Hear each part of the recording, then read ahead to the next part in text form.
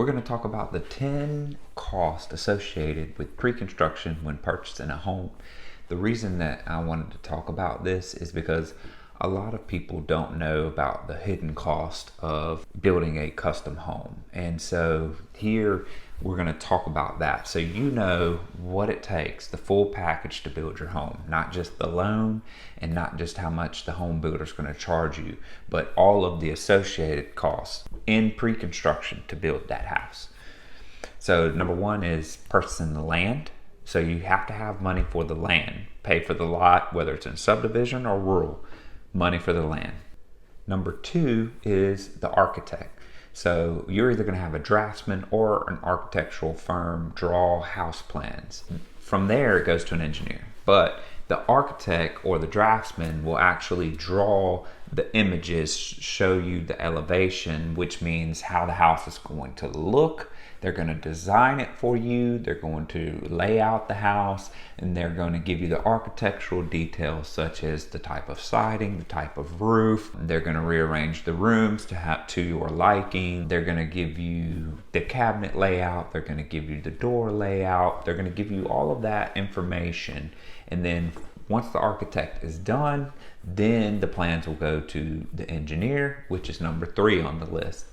Once you're done with getting the architect to draw your plans, you need an engineer to stamp the plans. So they're going to do a structural review and then they're going to stamp the plans. You'll have to pay for that. So 1 through 3, land cost. 2, architect or draftsman plan cost. 3, engineering cost for the plans.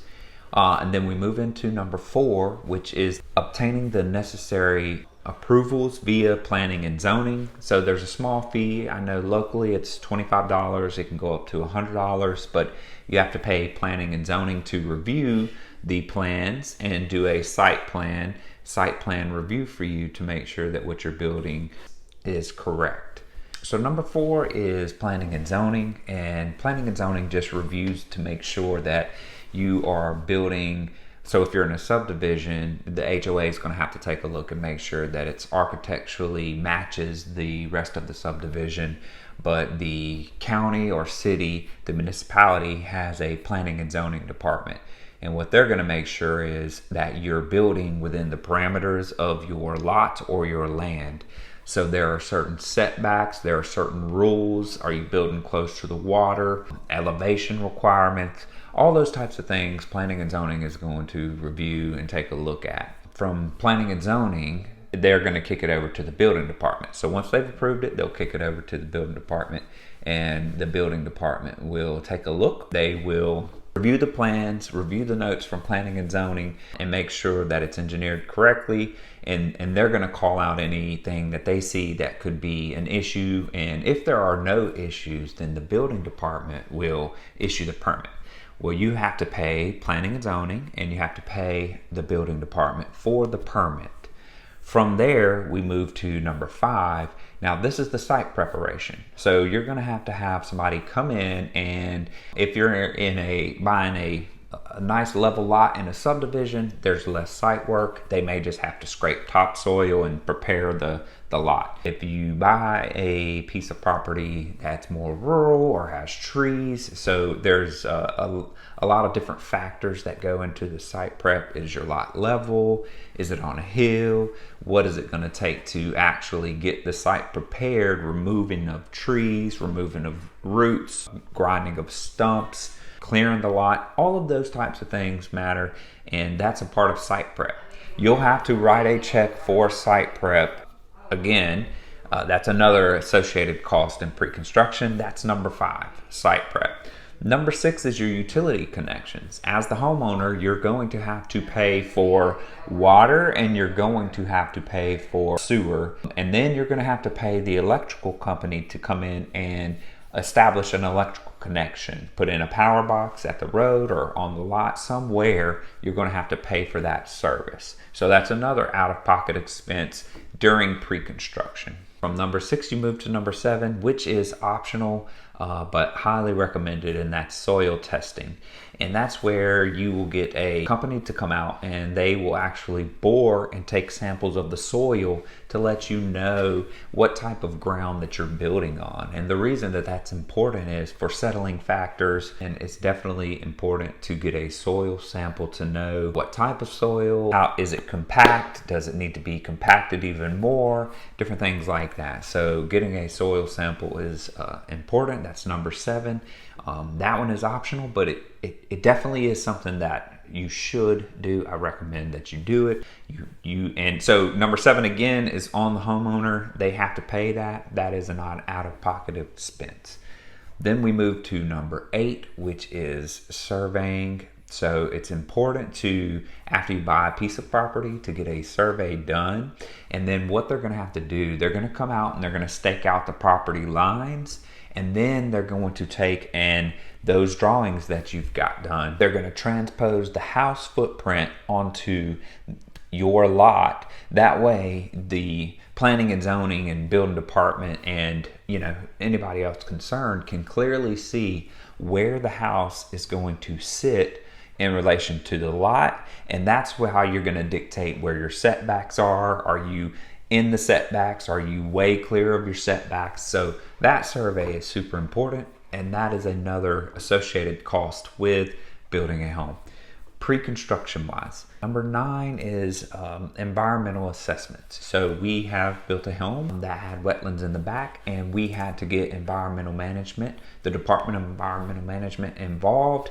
And essentially what they do is they come out and inspect the land and make sure that you put up the proper guards to safeguard against any of your construction runoff getting into wetlands or storm drains or anything like that. And so you have to prepare a plan. Here it's called a BMP, and that's best management practices, and those go to the state. They review it and make sure that you're not going to cause any environmental hazard when you're building this home. And so from there, they will come out. So if it rains a certain amount while you're in construction, they will actually come out and inspect the property to make sure everything still looks good and is okay.